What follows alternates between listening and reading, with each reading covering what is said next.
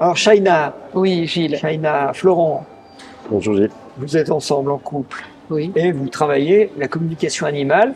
Je sais que toi, Shaina, ça fait 25 ans. Oui, c'est ça. Oui, oui. Et toi, Florent, Ça fait 8 ans. 8 ans. 8 ans.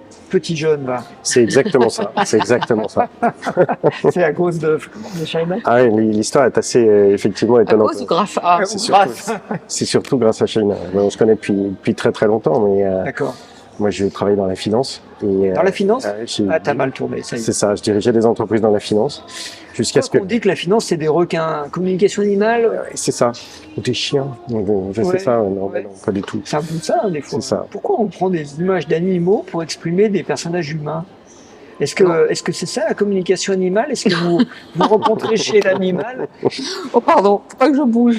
Est-ce que vous rencontrez chez l'animal la, comment dire, parce que tu vois, en énéagramme, par exemple, on peut aussi illustrer les personnalités de l'énéatype par un animal Oui. de compulsion ou un animal d'évolution, c'est-à-dire l'esprit de l'animal totem. Oui. Est-ce que c'est ça, in fine, ce qui se cache derrière? Parce que bon, j'ai pas envie de parler de la communication animale, le chat m'a dit que j'avais Oui. pas assez de croquettes, ça m'intéresse pas. C'est ça. D'accord. Nous non plus d'ailleurs. C'est pas leur sujet préféré aux animaux, C'est les ça. croquettes. D'accord. En fait, il peut y avoir des correspondances entre un type d'animal et un humain, mais c'est l'humain qui fait cette projection. Nous, Oui. notre job, c'est d'écouter ce que les animaux ont besoin d'exprimer en profondeur dans la relation qu'ils peuvent avoir en tant qu'animal de compagnie avec leur humain de compagnie. Et après, ensuite, il y a des animaux sauvages qui, eux, vont exprimer des choses extrêmement importantes aussi, sans jugement, hein, sans se plaindre. C'est toujours des messages de qu'est-ce qu'ils ont besoin de dire là tout de suite maintenant. Et après, il y a les animaux d'élevage. Il y a toujours 3 types d'animaux. Les animaux dans le monde, ils sont beaucoup plus nombreux que nous. Et pourtant, l'humain explique à l'animal ce qu'il doit faire. Et c'est ça, non, en fait. l'humain, il n'explique pas à l'animal, il le Il lui dit ce qu'il doit faire. Il le domestique, parce qu'il a un intérêt, si tu es apiculteur, tu as intérêt à avoir une ruche dans une boîte, c'est plus facile que d'aller la chercher au haut d'un arbre, ou je sais pas où, c'est Si normal. tu prends l'exemple d'une ruche, par exemple, c'est intéressant. J'ai communiqué avec plusieurs ruches qui étaient sur le même lieu, à quelques distances les unes des autres. Et à chaque fois, c'est une abeille qui sort, qui n'est pas forcément la reine, contrairement à ce qu'on pourrait interpréter, imaginer. Et cette abeille, dans chaque ruche, elle m'a dit des choses complètement différentes, non pas sur uniquement le lieu, mais les humains qui s'occupaient d'elle. Donc, on en revient toujours à la même chose. Les animaux, quels qu'ils soient, leur sujet préféré, c'est les humains. D'accord. Et par rapport à ça, ils peuvent parler d'eux. Et ensuite, ils vont dire, quand je parle de moi, par exemple, je reprends cet exemple que j'ai raconté hier, de mon alimentation. Moi, mon alimentation, elle est comme ci, elle est comme ça me convient ou pas. Mais derrière, toi, le monsieur qui vit avec tel animal, franchement, nourris-toi mieux, tu bouffes trop de frites. Tu vois, voilà le type de message qu'on peut avoir. Mais derrière, qu'est-ce qui se joue? Et l'animal va nous expliquer pourquoi ce monsieur, il se nourrit mal. Et l'animal va nous donner toutes les explications. Donc ça va bien plus loin que le simple besoin d'animal. Oui. Il agit, il interagit sur l'humain qui est en relation avec lui. Donc, alors, on va aller doucement. Première étape, tu effaces les projections de l'humain sur l'animal. Oui, tout à Ça fait. t'intéresse pas, on est d'accord. Oui. Par contre, tu en arrives maintenant à un deuxième niveau, c'est la projection de l'animal sur l'humain. C'est-à-dire, qu'est-ce que l'animal pense? Alors, c'est toi qui le dis, hein. Oui. D'accord, hein, on Oui, va oui. pas dire que c'est une vérité. Toi, tu perçois ça comme ça, que l'animal a aussi quelque chose à penser et à dire, presque un jugement ou un ressenti sur les humains qui sont à son contact. Alors, l'animal, il pense pas parce qu'il n'a pas de mental. Ah oui. C'est une énorme différence avec l'humain. Comme il n'a pas de mental, il va pas faire de projection et il est incapable de juger. Donc, lui, qu'est-ce que fait l'animal? Par exemple, notre chat ou notre chien, toute la journée, il capte nos pensées, nos émotions, nos états d'âme. Là, ils sont avec nous, ils sont tout le temps avec nous. Et à partir de là, s'il y a des choses que nous, on a besoin, c'est même pas si, parce qu'on a tous des choses à régler, s'il y a des choses qu'on a besoin de mettre en place, ou des solutions à mettre en place aujourd'hui pour notre bien-être commun, il va nous dire quoi? En fonction de ce qui se passe, par exemple, s'il s'agit de quelque chose une maladie, par exemple, l'animal peut capter la maladie de l'être humain et la prendre pour lui. On le voit aussi en médecine symbolique, ce c'est- truc. Les animaux font éponge comme les enfants Oui, pour aider, quoi. c'est ça. Enfin, ils ne peuvent pas faire autrement, en tout cas. Alors, il va le faire c'est comme un message pour l'être humain. Il va interpeller l'être humain en lui disant, bah, t'as quelque chose à régler, donc moi je prends la maladie, tu peux en régler la cause, et comme ça, la maladie, alors s'il est au bout du bout, la maladie va pas disparaître. Par contre, l'animal qui viendra après n'aura plus besoin d'avoir les mêmes symptômes au niveau émotionnel. D'accord. Tu vois? Donc c'est vraiment, moi je pense pas.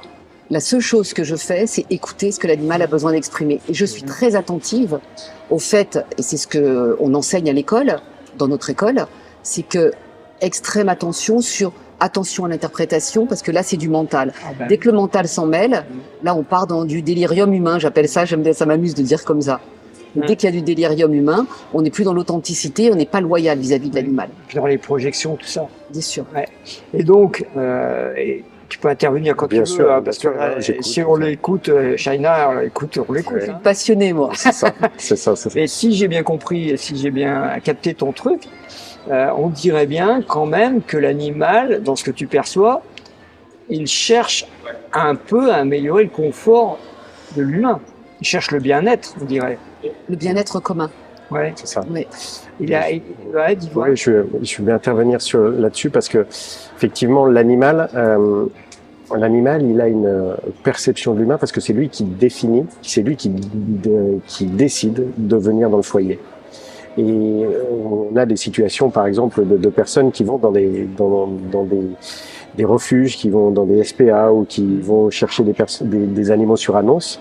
Mais tout est fait pour que l'animal fasse en sorte que l'humain arrive à cet animal. Parce que la mission se définit, c'est lui qui l'a choisi. Et quand il arrive dans le foyer, il décide d'avoir tel comportement, puisqu'il n'a pas de langage, à proprement parler, il n'a pas de langage humain.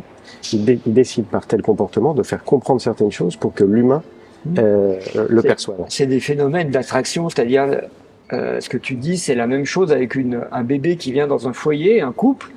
Le bébé, il va faire exactement comme l'animal, il va, on va dire, choisir. Bon, j'aime pas ce terme-là, on dirait que c'est du mental. Mais il est là, c'est un fait, il arrive, et il va avoir des comportements qui vont booster, remettre en cause. C'est ça. Ouais. Alors donc, l'animal, lui, il va apporter ce bien-être commun, comme disait Shaina. Mais en contrepartie, l'humain, lui, va lui apporter trois choses qui sont fondamentales pour l'animal, c'est-à-dire l'alimentation. Les croquettes. Ou pas, mais c'est Oui, on n'est pas obligé l'alimentation. On n'est pas obligé de donner des croquettes. Hein. Il va lui apporter aussi une sécurité. Ouais. Et puis, il va lui apporter l'amour. D'accord. Et quand l'animal a ces trois choses-là, finalement, est-ce que c'est pas que l'essentiel ? Et donc il y a une certaine égalité un certain équilibre plutôt qu'égalité qui se met en place puisque l'animal apporte des choses à l'humain sur sa façon d'être bien. Et de l'autre côté, l'humain qui apporte autant à l'animal. Et là, il y a un vrai équilibre. Et là, on peut parler de foyer, on peut parler de cercle familial et non plus de pyramide. Donc, on casse le schéma de ce que l'on vit en société, c'est-à-dire que l'on vit partout, la société pyramidale, que ce soit dans l'entreprise, que ce soit dans la religion, que ce soit dans les associations, que ce soit dans la famille. Mais là, l'animal va nous ramener à quelque chose de beaucoup plus essentiel. Là, c'est marrant que tu parles de pyramide parce que j'ai l'impression que justement dans ce que tu décris des besoins de l'animal, on est dans la pyramide de Maslow, les besoins physiologiques, les besoins de sécurité. Et après, tu mets l'amour. Alors là, on est dans un truc. C'est vaste, ça. C'est un grand sujet. C'est pas un besoin d'appartenance comme dans la pyramide de Maslow. C'est un peu plus que ça, ce que tu fais. C'est ça. C'est de l'amour. En fait, les animaux, ils n'ont pas d'option, ils aiment. Alors, c'est ce qu'on appelle l'amour inconditionnel. Oui. Mais derrière inconditionnel, c'est pas je suis tout amour. Il est là, il aime quoi qu'il se passe. Et je donne et j'attends rien en retour. Il attend rien. Et pour aller jusqu'au bout, pour te donner un ordre d'idée quand même, une séance de communication animale, ça dure entre 2 à 3 heures.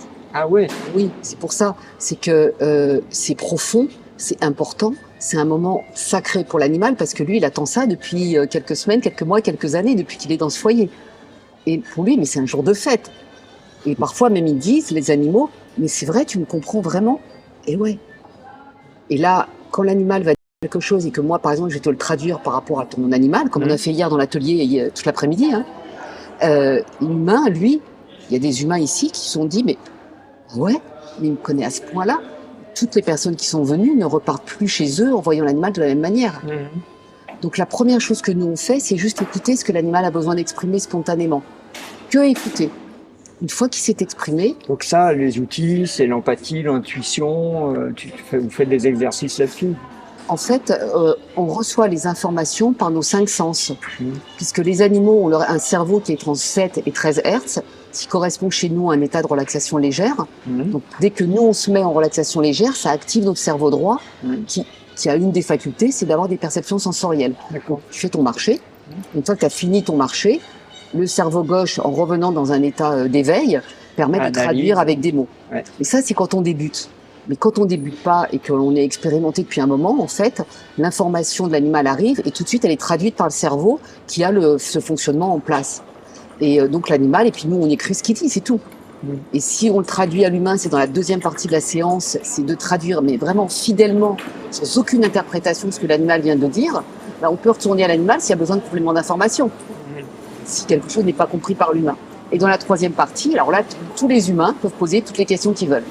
Donc ça nécessite que tous les humains du foyer soient présents, soient OK pour entendre la profondeur des messages. Oui, ça ressemble beaucoup à une harmonisation complète du foyer, quoi, de tous les habitants et de l'animal, mais à travers l'animal. En fait, tout à la fin, l'animal, il va proposer des choses à mettre en place pour lui et pour les humains. Donc, dans ces choses à mettre en place, ça peut être matériel, ça peut être spirituel. Si l'humain a une démarche spirituelle, l'animal peut en parler, sinon il n'en parlera pas. Et ça peut être également au niveau émotionnel, pour soulager quelque chose qui se passe. Et donc à ce moment-là, il va proposer d'autres solutions, voire thérapeutiques. Et à ce moment-là, nous, on propose des solutions aussi. Donc vous agissez en fait sur l'humain par l'interface de l'animal. C'est ça. C'est votre outil médium. Alors, nous, en médecine symbolique, c'est les baguettes. Vous, c'est l'animal. Un tarologue, il va utiliser le tarot, mais en fait, c'est une interface pour que l'invisible se manifeste et dise ce qu'il a à dire. Alors, à travers invisible, c'est-à-dire l'inconscient en fait, tu dis c'est l'animal. Oui. Mais tu peux pas prouver que c'est l'animal. En fait, moi, quand je communique avec l'animal, je vais communiquer avec tel animal, qui a tel âge, qui vit à tel endroit, avec tel humain. Donc, je me connecte à l'âme de cet animal, oui, j'ai bien compris. Sans connotation. J'ai bien compris, donc, mais ce que je veux dire, c'est comme quand nous, dans nos praticiens, il y a des gens qui disent « les baguettes ont dit ». On dit « c'est pas les baguettes qui parlent, les baguettes c'est un bout de laiton ». Oui. Mais il y a quelque chose qui parle, ça c'est d'accord. Oui. Mais qu'est-ce qui parle réellement à travers une pratique avec l'invisible, puisque c'est invisible les pensées. On ne sait pas trop, tu vois, c'est juste ça. La différence, si tu veux, c'est que là, tu as une âme. C'est que l'animal, en fait, c'est... l'âme, l'esprit, c'est invisible. Ouais, en fait, la télépathie, c'est simplement la transmission de pensées. Oui, je comprends. Et donc, bien. ces pensées... Cette pensée, elle vient d'un autre être vivant, tu vois. Ouais. Donc, il n'y a pas besoin d'un autre vecteur que... Non, ça dis donc, ça passe, ça. Hein. J'ai bien compris. Et t'as vu, on est disturbé. J'ai bien compris, mais c'est ça que je veux dire, c'est un vecteur, ce que le mot que t'emploies, c'est un vecteur qui a priori vient de l'animal. Je dirais qui a priori vient de l'animal, parce que tu mets tout en place pour que a priori ça vient de l'animal, mais ça vient de l'invisible en fait. Pour moi, hein. Oui. Parce que s'il y avait un chat qui parle dans le mégaphone, je dirais bah oui, je vois sa bouche bouger, puis je suis sûr que c'est lui. Mais là, en l'occurrence. Et comme on n'est pas dans un dessin animé, que si tu veux la transmission de pensée, c'est par exemple, tu es en train de faire à manger, dans ta tête, tu dis j'ai besoin de sel, et puis, ton épouse te donne du sel. Laurent, il arrive, il passe le sel. Là, on est dans la télépathie, c'est la transmission de pensée. Donc c'est factuel. Ensuite, tu peux avoir le téléphone qui sonne, parce que tu as pensé à quelqu'un. Et il est en train de t'appeler. Voilà. Ben, nous, on est vraiment dans cet échange-là de la transmission de pensée qui passe ensuite au niveau des réceptions par les sens. Oui. Mais effectivement, on n'est pas dans le dessin animé où tu vas voir l'animal parler comme ça.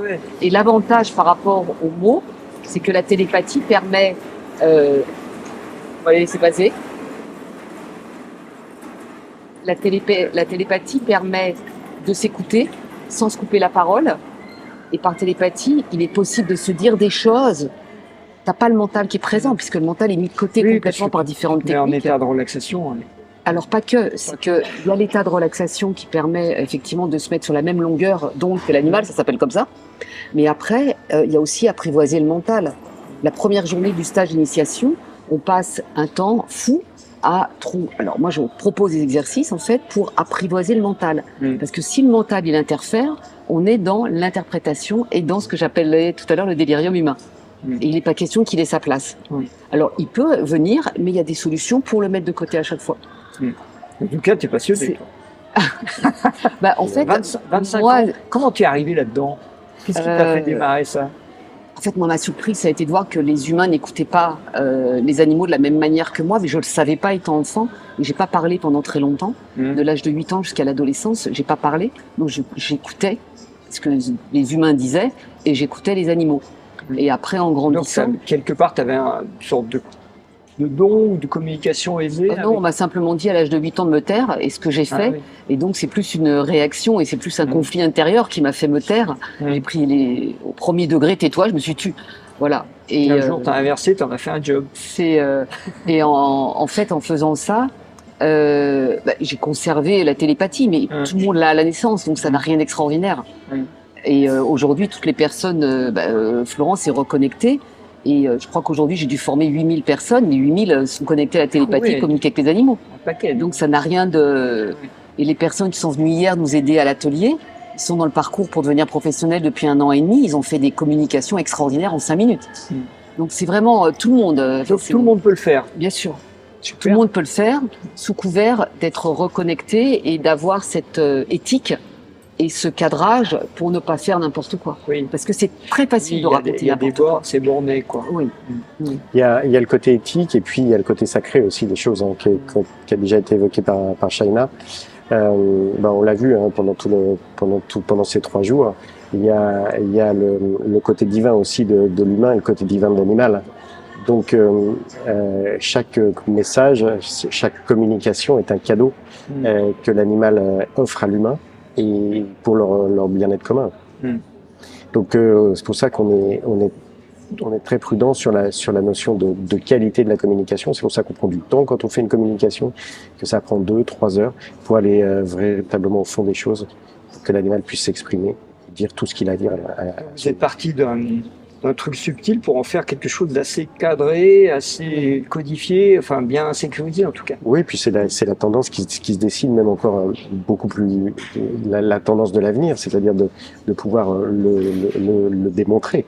Voilà, t'es ambitieux toi là. Mais oui, mais bien sûr que c'est une vraie ambition, mais c'est aussi faire reconnaître ce métier, parce que bien évidemment il y a des discussions. Mais c'est quand même très à la mode, hein, le métier se développe, hein, j'en entends beaucoup parler. Oui, ça se développe et justement, si c'est pas cadré et que c'est pas en profondeur, je dis toujours, tu peux écouter un animal comme ça restera superficiel et ça n'aura aucun soulagement.